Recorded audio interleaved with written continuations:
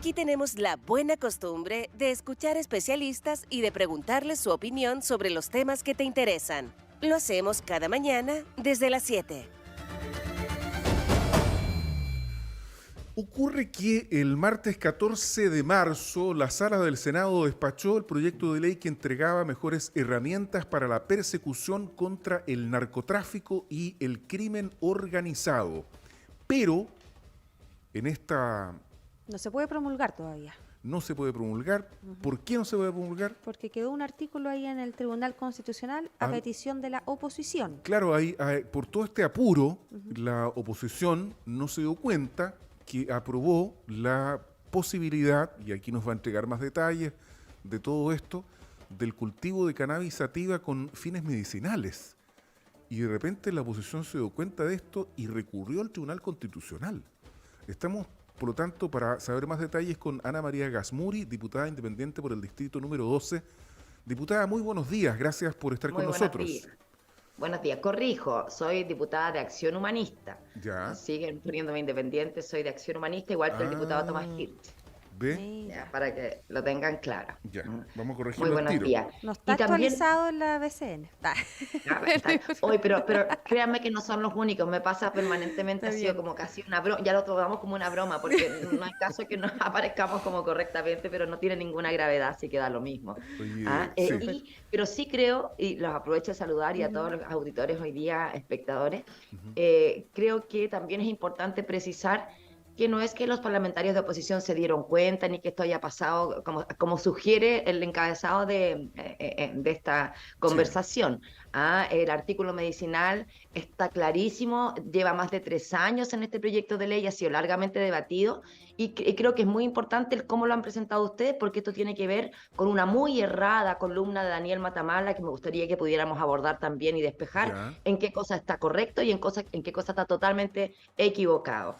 Porque en la ley antinarco no hubo premura, no hubo esta precipitación que sí ocurrió con la ley Naín Retamal. Son dos cosas totalmente distintas. Pero ¿cómo se explica entonces, diputada, para digamos, aclarar el tema? Porque es relevante, porque no solamente la columna de Matamala dice eso, sino que es la percepción más o menos generalizada de que hubo una parte de la Cámara que pasó esta ley y que después se cae en cuenta o repara de que pasa el artículo que permite el cultivo medicinal de la cannabis sativa. En absoluto. Eso sería totalmente imposible si hacemos un poquito de historia de la ley. Pero entonces, ¿cómo pasa eso? Porque en el fondo lo que hay aquí es una acción de 40 y tantos diputados de la centro derecha que recurren al TC para declarar inconstitucional este artículo. Claro, porque no les gustó el resultado de la votación que aprobó este artículo. Ya. O sea, no les alcanzaron los votos, además. Okay. Porque no tuvieron los votos para rechazarlo. Esta indicación en particular. A ver, seamos súper claros. Por eso me parece que es importante despejar. Porque querer comparar, como lo hizo muy erradamente Daniel Matamala ayer, la situación de precipitación y prisa legislativa que acompañó el proceso, ¿cierto?, de la ley Naín Retamal, que se retoma, por supuesto, esta semana, esta problemática, no tiene nada que ver, no se puede homologar ni comparar con lo que fue el proceso de la ley antinarco, la conocida ley antinarco. Hagamos un poquito de historia. Esta ley incluso es iniciado su primer trámite en el 2018 con una moción del expresidente Piñera. Durmió un buen tiempo, pero el año 2020 se activa esta ley antinarco, que es la modificación de diversos cuerpos legales para mejorar la persecución del crimen organizado y el narcotráfico. Una de las mociones que se funden también el año 2020 es la del diputado Jaime Mulet, del comité al que yo pertenezco junto con el Partido Comunista, el PREPS y Acción Humanista e Independiente. Entonces, a poco andar de esta discusión, hubo 3 mociones parlamentarias en la Comisión de Constitución de la Cámara de Diputados y Diputados que ponían esta mejor aclaración de lo que ya está en la ley. Tengamos claro que el cultivo personal, tanto para uso personal como para uso medicinal, está despenalizado hoy día, no está penalizado. Por lo tanto, lo que buscaba este artículo era mejor precisar este aspecto, toda vez que existe una gran discrecionalidad aún por parte de fiscalías y policía y no incorporan esto de que realmente el uso personal no es punible. Entonces, hay 3 grupos de parlamentarios, incluso dentro de ellos el actual presidente de la República es uno de los que presentó estas mociones, incluso con 3 tipos distintos parlamentarios que se funden en una sola indicación, que es esta protección al uso medicinal. Esto pasó todas sus fases legislativas, fue aprobado en marzo del 2021 en la sala plena con esta indicación. Luego pasa al Senado y se ve esta indicación en la Comisión de Seguridad, se discute, se aprueba nuevamente. O sea, lo que le quiero señalar es que acá fue de público conocimiento, fue con discursos al respecto en las salas, en las correspondientes salas, así que nadie podría señalar que aquí había desconocimiento. ¿Qué ocurre? Incluso en la Comisión de Seguridad del Senado, déjeme decirle que se incorpora una nueva indicación, que es la indicación que protege el uso personal adulto, hasta 5 plantas. Después se llega a la sala del Senado y tanto la indicación medicinal como la indicación de uso adulto, el senador Chaguán pide que se vote su inadmisibilidad. O sea, la palabra inadmisibilidad aparece por primera vez después de 3 años y medio de tramitación cuando llega a la sala del Senado. Y desgraciadamente, por ausencia de 3 senadores oficialistas, gana la moción de la inadmisibilidad de estas 2 indicaciones. ¿Qué ocurre ahí? Que la indicación del uso adulto, como había nacido y muerto en el propio Senado, no se pudo llevar a comisión mixta. Pero las discrepancias que surgen entre ambas cámaras son las que se llevan a comisión mixta y la indicación medicinal había sido ampliamente apoyada por la Cámara de Diputados y Diputados. No ocurrió lo mismo por esta inadmisibilidad y ausencia de oficialismo en el Senado, entonces esa indicación se lleva a comisión mixta. Cuando se lleva a comisión mixta, 10 parlamentarios, 5 diputadas y diputados, 5 senadores y senadores, debatimos, yo fui parte de esta comisión mixta, por eso les digo con mucha propiedad, digamos, cómo fue este debate, y fíjense que la indicación medicinal se aprobó por 7 votos contra 3, es decir, con votos de la derecha, porque si no, obviamente usted comprenderá que es imposible. Y este informe de la comisión mixta, en que lo principal que se estaba votando era la indicación medicinal, se somete a votación el lunes 13 de marzo. Y es imposible sostener que había quienes no sabían lo que estaban votando, claro. Si todo el discurso tuvo que ver con ello, la conversación tuvo que ver con ello. En la propia sala, la diputada Osandón dice que no está de acuerdo con esta indicación medicinal y que lo va a llevar al Tribunal Constitucional. O sea, hecho público y notorio. Acá no hubo jamás alguien que no supiera qué es lo que estaba votando. Diputada. Eso es súper importante dejarlo claro. Y fueron 87 votos a favor y 42 en contra. Seamos claros, 87. Usted comprenderá que 87 votos no se consiguen solo con socialismo democrático y aprobodignidad. Hay votos del Partido de la Gente, hay votos de derecha, hay votos de Renovación Nacional, y eso se replica en el Senado el día 14 de marzo. 27 votos a favor, 14 en contra. Entonces, este reparo de constitucionalidad es en el fondo tratar de que una tercera cámara termine legislando como a mí me gusta, como dicen estos parlamentarios, a pesar de que ellos perdieron mayoritariamente con sus posturas en la votación democrática llevada a cabo tanto en la Cámara de Diputados y Diputados como en el Senado. Entonces, querer comparar esta ley que se debatió hasta el infinito, en que recibió a miles de expositores, en que este tema en particular fue ampliamente expuesto, en que yo misma vengo participando de la tramitación de esta ley mucho antes de ser diputada, 2 años antes de ser diputada. Entonces ustedes no me pueden decir que esto fue algo precipitado y que la derecha no sabía lo que estaba votando, porque eso es mentira. Toda la conversación y los discursos, pues los invito a que revisen la sesión, se trataban de eso, ¿ya? Entonces eso es una falacia.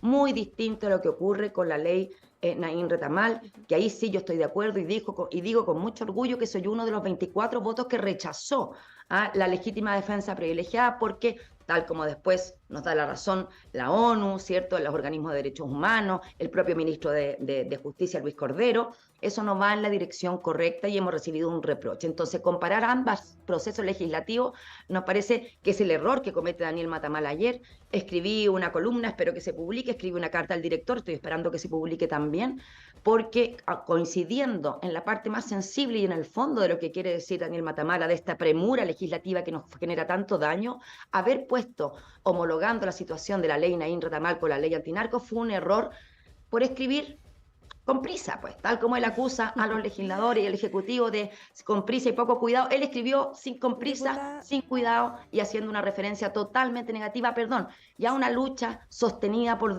demasiado tiempo, por demasiadas personas, por demasiadas familias y que ha sido largamente debatido en el Parlamento. Hay un apoyo transversal a que las personas usuarias de cannabis no deben ser perseguidas ni encarceladas, y cuando estamos generando mejores herramientas para perseguir el narcotráfico, si no hacemos estas distinciones, las primeras víctimas son los usuarios, son los pacientes, y eso sería una tragedia porque sería perpetuar algo que ya ha venido ocurriendo y frente a lo cual nuestro presidente se comprometió claramente a terminar con la persecución de los usuarios de cannabis en nuestro país, que ha sido una tremenda injusticia que además nos desvía una cantidad inmensa de recursos públicos, porque el 70% de las detenciones aún hoy son a usuarios y usuarias y no a traficantes. La pesca de arrastre, que igual hacen buenos números, igual tienen sus recompensas y dan una falsa sensación de estar avanzando. Esto es muy delicado. Aquí tenemos que profundizar la inteligencia, la investigación, y justamente la ley antinarco, que hoy día no puede ser promulgada, por lo tanto no puede ser implementada porque fue llevada al Tribunal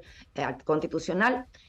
Impresionante en este escenario cuando necesitamos esa ley. ¿Por qué? Por ejemplo, esa ley sanciona fuertemente a quienes utilicen y eleva las penas a quienes utilicen niños, niñas y adolescentes, a quienes les entreguen armas, a quienes droguen sin su consentimiento a otra persona. O sea, tiene una cantidad de elementos, nos permite ir tras la ruta del dinero, porque amplía las facultades de la Fiscalía Económica, Nacional Económica, para ámbitos que antes no había podido pesquisar y fiscalizar, que, por supuesto, Diputada, habrá quienes lo ejercen legítimamente, pero son ámbitos que se prestan para el lavado, ¿cierto?, para el lavado de dinero, para la corrupción, como son, por ejemplo, la venta de equinos de pura sangre, la venta de joyas, los clubes de caza y tiro pesca, que se amplían las facultades de fiscalización hacia estas entidades. Pero todo esto quedó inmovilizado, paralizado, sin poder promulgarse, porque a cierto sector de la derecha, y seamos claros, porque este triunfo aplastante que tuvimos en ambas cámaras fue con apoyo, por cierto, de parlamentarios de derecha, a cierto sector de la derecha se le ocurrió nada mejor que paralizar la promulgación de esta tan esperada ley, llevándola absurdamente al Tribunal Constitucional. ¿qué pasaría precisamente si es que el Tribunal Constitucional acogiera el requerimiento de los diputados encabezados por Jimena Osandón? ¿Qué pasaría con el resto de la legislación? Porque evidentemente que sería una derrota tremenda para toda esta lucha que yo la conozco bastante bien, que lleva encabezada en gran medida por usted, diputada, muchos años. Entonces, si es que el Tribunal Constitucional llegase a acoger este requerimiento de la diputada Osandón y sus compañeros y compañeras, sería una gran derrota para el cultivo medicinal de la cannabis. Pero también si para el resto del proyecto, digamos. Claro. ¿Ah? Si eso ocurre, obviamente que no solo yo, sino que somos muchos los que estamos preparándonos para defender en el Tribunal Constitucional. Primero que nada, yo no creo que sea acogida, porque evidentemente que está dentro de la idea matriz del proyecto. Si tenemos una propia ley que rige a usuarios y a traficantes, todo afecta a todo. Las acciones que tomemos en un espacio afectan en el otro. ¿Cómo vamos a decir que no tiene que ver con la idea matriz del proyecto si le estamos señalando que el 70% de las detenciones hoy día se realizan usuarios y eso afecta la capacidad de perseguir efectivamente a los traficantes? Entonces, evidentemente, tiene que ver con la idea matriz. Ahora, poniéndonos en el hipotético caso de que esto se aceptara, ¿cierto? Y hubiera que defenderlo, tanto el gobierno, el Ejecutivo, y hemos estado en conversaciones con Sexpress, por cierto, está preparándose para defenderlo, de todas maneras, que hay un compromiso del gobierno, no nos podemos olvidar, ¿cierto? Y más allá de eso hay un compromiso de una inmensa cantidad de parlamentarios y parlamentarias que vamos a también estar presentes manifestándonos. La bancada transversal de Regulación por la Paz se va a hacer parte, y por otra parte la sociedad civil también se va a hacer parte si es que llega a ser declarado admisible, porque déjeme decirle que si la ley antinarco, que efectivamente terminado este proceso en el Tribunal Constitucional, y poniéndonos en el hipotético caso de que se rechazara esta indicación, de que no pudiera ser incorporada en la ley se promulgaría atrasadísima, pero sin este artículo. Okay. Y eso sí que estaríamos en el peor de los mundos, y ahí realmente estaríamos inaugurando un ciclo de vulneración de derechos humanos para la comunidad de usuarios espantosa. Lo que pasa es que la ley antinarco, hoy día, algunos de los elementos que los usuarios tenían para poder protegerse en los tribunales y defenderse han sido eliminados. Entonces, la situación de las usuarias y usuarios sería infinitamente peor que la actual si la ley antinarco se promulga sin al menos esta protección a los usuarios medicinales. Tenemos un comentario, diputada, para terminar, un comentario de una auditora. Dice Pilar Medina: Buenos días, buena costumbre. Soy una de las personas que ocupó con mi madre la cannabis medicinal, dice ella. Era lo único que la calmaba de esos dolores por un cáncer terminal. Ahora está agradecida fuera aprobada, ya que soy yo, dice, quien ahora la requiere. La oposición solo vela, dice, por sus propios intereses populistas, dice Pilar Medina, con respecto a que ella fue una usuaria, ¿verdad?, de esta... Con su mamá y ahora Claro, ella. y ahora Y son ella... muchas familias, y son muchas familias que dependen de cultivar una planta que, a ver, es una planta medicinal que se cultiva en el jardín. Fíjense un poquito el absurdo de la discusión, ¿no? Si lo miramos profundamente, que a tantos pacientes les ha servido para aliviar su condición de salud y que si quisiera comprar este producto de cannabis en la farmacia, le cuesta al mínimo, o sea, mínimo 70.000 pesos mensuales, la más barata. Entonces, evidentemente, ¿a qué están protegiendo quienes tienen tanto miedo de que se proteja a los pacientes? ¿A qué intereses están protegiendo? Aquí, y ustedes me conocen, saben de la lucha que hemos dado, el compromiso es con aliviar el sufrimiento humano. Si tenemos la posibilidad de aliviar tanto dolor y sufrimiento como el de la auditora que nos acaba de contar, y que ese caso refleja el de miles de familias en Chile, es por eso que hemos levantado la voz con esta lucha, porque no puede ser que a los pacientes se los traje como delincuentes. Y esto es lo que hemos vivido consistentemente. Y déjeme decirle que desde el 13 de marzo que se aprobó y el 14 en el Senado, hemos tenido al menos 5 allanamientos de pacientes cercanos. Entonces, aquí realmente este tipo de vulneraciones no se pueden seguir viviendo, y por eso es que damos esta lucha. Y tiene que ver con la sensatez. Miremos lo que pasa en Argentina. Al lado nuestro, Argentina, los pacientes pueden cultivar hasta 9 plantas en flor. Lo que está pasando en Perú, donde hay ya cultivos colectivos.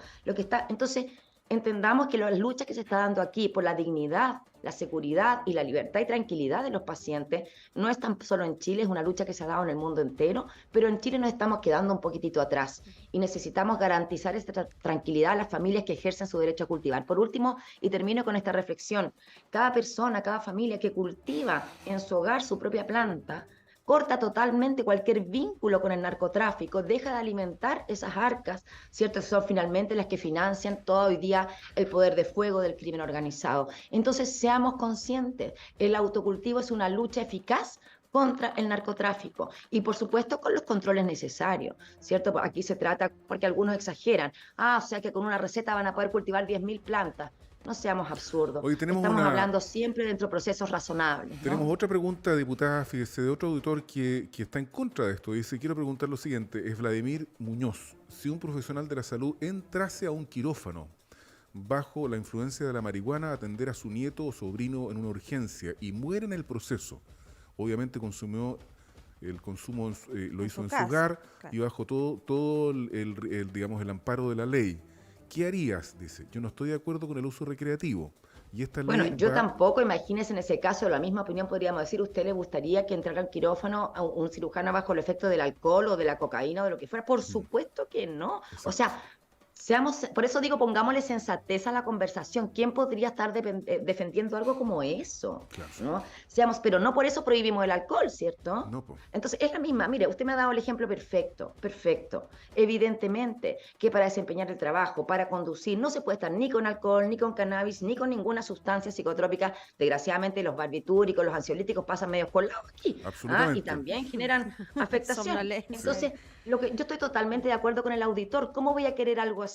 Entonces, justamente cuando regulamos, ponemos normas, ordenamos, justamente estamos evitando este tipo de situaciones en que queda a la ley de la selva, que cada uno hace lo que quiere. Regular es cuidar, regular es ordenar. Y creo que ese siempre, de la mano de la educación, es el camino correcto. Diputada Gracias, Ana María Gasmuri, diputada por el Distrito 12 de Acción Humanista. Muchas gracias por haber estado con nosotros esta mañana. Ha quedado todo muy claro su punto de vista y veremos qué pasa en los próximos días. Veremos qué pasa y muchas gracias por la invitación. Yo siempre feliz de poder conversar y aclarar estas dudas, porque a veces el ciudadano o la ciudadana quedan confundidas con estas discusiones, así que todo lo que podamos ir poniendo un poquitito de luz siempre es bienvenido. Les mando un gran abrazo y que tengan una estupenda semana. Igualmente para usted, diputada. Igualmente, muchas gracias. Diputada. Y hablaba de regulación la diputada, pero fíjate que están regulando la pista exclusiva solo buses en el puente Yacolén específicamente, y el cuello de botella que se está armando es terrible, nos cuentan auditores a propósito de la pista exclusiva solo buses y que está siendo fiscalizada por los inspectores de la Seremia de Transporte, según entendemos. Entonces, bueno, ahí se está aplicando la norma y estamos con algún problema en este minuto de cuello de botella feroz. Nos cuentan auditores de Buena Costumbre a las 8 de la mañana con 1 minuto.